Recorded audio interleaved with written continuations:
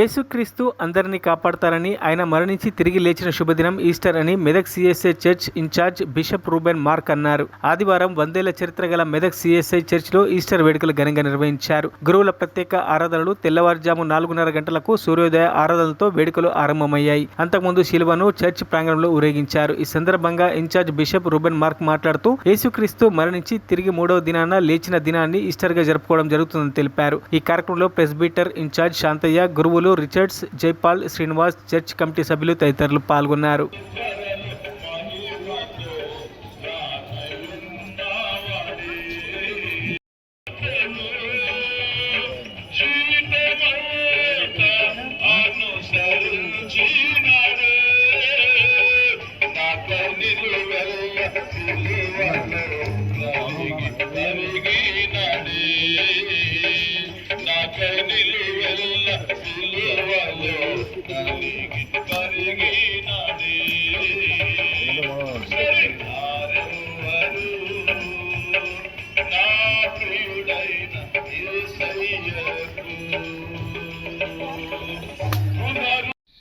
నన్ను కూడా నా ఇంటికి ప్రభువా ఒక చక్కని శుభవార్తతో సిలువ వేసిన క్రీస్తు సమాధిలో లేడు, ఆయన లేచి ఉన్నాడని ఆ స్త్రీలు తీసుకుని వెళ్ళినట్లు నేను నా ఇంటికి ఒక శుభవార్తతో ఈ దినం వెళ్ళడానికి నాతో మాట్లాడమని బిడ్డలు అడుగుతున్న దేశంగా ఆ బిడ్డలందరికీ ఆనాడు ఆస్తిగా ఇచ్చారు.